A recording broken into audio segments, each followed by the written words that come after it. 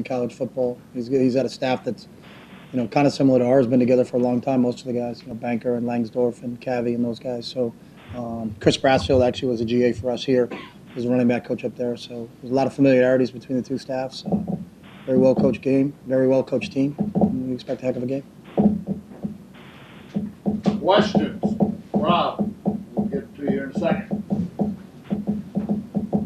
Deion was named a Butkus finalist today. Thoughts on his season so far and the production you got from him? I thought Deion's had a great year in every aspect. Is really the true leader of this team. Kids follow him. Practices every single day. Got a passion for the game of football. To watch where he came from as a young freshman wide receiver to where he is now to being, if you projected a kid that came in as a freshman wide receiver to a Butkus Award finalist, it's pretty cool. But it's because of how much he's invested in this, and he's totally invested, and it shows every day, whether we're practicing on a Friday, a third game of the season, or coming off the practice field today. He's just a special guy, and real fortunate to have him. Questions? Oh, go back in the back, please, Dirk.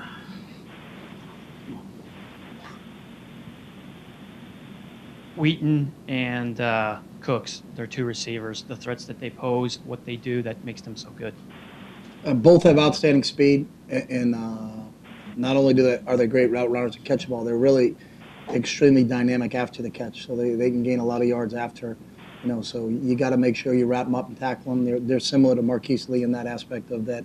It's not a catch and that's what you're getting. It's a catch and it can turn into they can turn 6 into 60 real quick. So. It's difficult when you face a group like that. It was the same situation you had when you had Lee and Woods because you have two great ones. You can't kind of roll coverage one way. If you do, Cooks will beat you. If you roll it to Cooks, Wheaton's going to beat you. So you got to be really aware of them. And it makes your defense spread out when you got two great ones like that on the outside. Somebody else is on Molly. Sorry, please hand Molly a microphone. I'm sorry, Jordan. I didn't know that you had. Is that the biggest difference between last season and this season for them? They've won 3 games last season. They've had this tremendous. No, I mean that'd be kind of silly to just think that two receivers changed them from a 3-9 team to a 9-2 team. I think they've got great contributions on the defensive side of the ball. I think they're running the ball a lot better right now. Their offensive line is probably playing better than they played last year. The defense I don't think is as banged up it was as a year ago. I think they're a lot healthier than they've been in a long time. So there's a lot of components to why that team is. Won as many games as they have so far. Jordan. Oregon State has some big tight ends they use. I was just going to ask about the challenge they've had. It's the same thing. We faced some good tight ends so far. We had faced 2 great ones last week. Washington has a real good tight end. So that's the one thing they don't have. It's not like you can just say, hey, we take care of Cooks and Wheaton, we're going to be fine. Their tight ends pose a threat. The running backs pose a threat. So it looks like Sean Mannion's back in the form that he was earlier in the season. So it's an offense that's got more than one weapon, and when you have that makes it difficult to defend because you just can't concentrate on one guy. Gary. Chip, not that it factors per se so much into this game, but could you just address a little bit the continuity, your staff being together longer than anyone here in the Pac-12, how that helps this game? Anyone in the nation. We've been together longer than anybody in the nation, so I just think everybody's on the same page. There's a efficiency to our meetings. There's a understanding of what's going on. You're not looking over there and go, hey, why is that drill being run that way? I think there's a familiarity with them. Everybody's on the same page. We all have the same goals and aspirations of how the vision of this football program is supposed to be like. So it makes things a lot smoother, a lot easier. We don't have to waste a lot of time and trying to get everybody on the same page because we've been on the same page for a long time. So. Eric. You briefly mentioned the offensive line for Oregon State.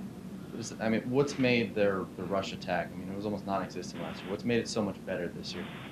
I haven't really watched them on offense last year because it's a different group. So they got a hell of a coach in Cavi, and they got new people. Their center is a young freshman, highly recruited kid. Stepped right in and took over. And I think some of those guys that were banged up a year ago are healthy now. So. And Sean Mannion's progression from last year to this year. Obviously, he had the hiccup this year with the injury and getting benched, but what kind of progression have you seen from him? It's I thought he was one of the top young kids in the league last year, and was on track to be that again. Was really playing at a high level, and then got hurt. And came back and had that one game, and then Cody came in. But The kid who played last week looked pretty good to us. So. Jason. Actually, that was my question, Chip. Next. No, Oh, you don't get another I'll question. ask you to elaborate. The Mannion in the first part of the year, which tore up the first 3 or 4 opponents, and then last week, does it look like the same kid as earlier in the year? And then what do you like about him as a quarterback? Yeah, he Just looks his like the skills. same kid as he did earlier in the year. Got a great command of their offense. Extremely accurate thrower. Doesn't zone in on one kid, and if he's covered, then scramble. He's got a great understanding of his progressions and where he's going. Makes quick decisions out there. Adam? Got a lot of young guys on the offensive line this year, a lot of injuries movement. Veronis Graci's kind of been the workhorse, the stable guy in there. What has he meant to that line this year? And having a guy in the middle there that kind of be the anchor? Yeah, I mean, I think Ronas is our leader of that group up front. So. Steve. Coach, after a disappointing loss last week, how long did it take for these guys to really bounce back? When I was listening today, they sounded really up and bouncing around. How long did it take for them to get? I mean, we don't see them on Sunday because that's their day off. So when they came here on Monday, they were good to go. So. You have faced 2 really quality fronts the last couple of weeks, but in terms of your running game, Kenyon going from 321 yards to 65 to 66 jumps out. Has it been all just what the defense has been throwing at you? Are you better things you could be doing up front with your offensive line and Kenyon running the ball the last couple of weeks? I mean, you're going to get different looks, when people are going to defend you different ways. So I think, you look at what Cal did, but they couldn't defend the pass. If you're going to devote that many people, so it just depends on how people are going to do it. I mean, everybody can stop anybody's run game, put 11 guys in the line of scrimmage, but you're going to get a lot of balls thrown over your head too, because you got to defend the entire field. So. A lot of it has to do with how the defense deploys. So if they're going to try to take Kenyon away, then it's our job as coaches to make sure that the other guys can make plays. So No concerns about the state of the running game. we'll show up on Saturday. I can tell you that. Vonda, going to the phones. Are there any questions for Coach Kelly? If you have a question, please press *1 on your telephone keypad.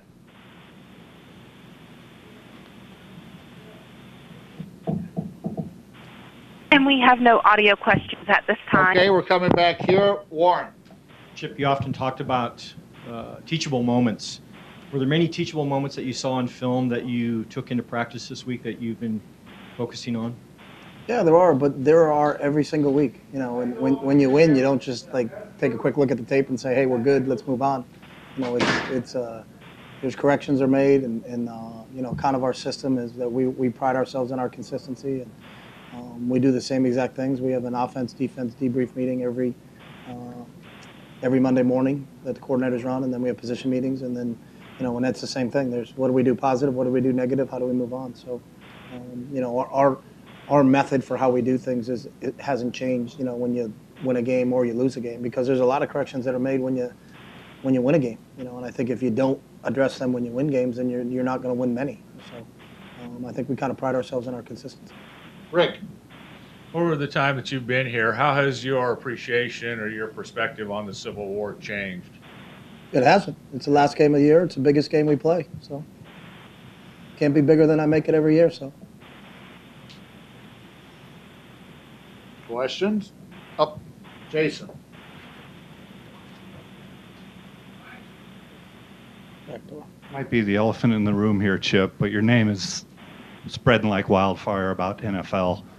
A lot of people say you're the hottest prospect out there coaching-wise. Would you like to address that? No.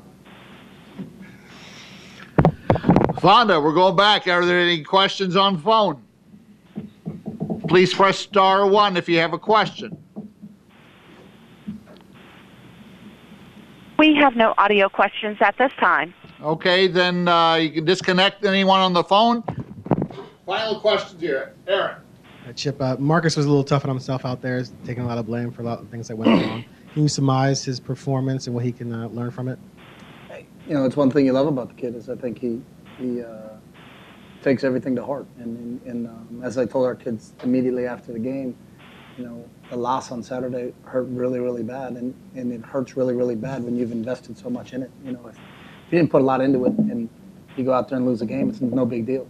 But I think for this group, they've done everything as a staff that that we've asked him to. They're as invested as any group I've ever been around. So, he's always been that way. I think the one thing people don't realize is he's the same exact way when we win. He's in here watching tape and how can I do it better and how can I make it better, and that's what makes him a special player. So everybody had a hand in us losing on Saturday, and it never just falls on one kid. You win as a team and you lose as a team, and our players understand that. But when you see a kid like that, you understand why we know he's such a special kid, because of how hard he is, and you watch how well he's practiced the last 2 days. You get excited about the next opportunity to go out there and kind of straighten the ship out. So. Final questions? Thank you.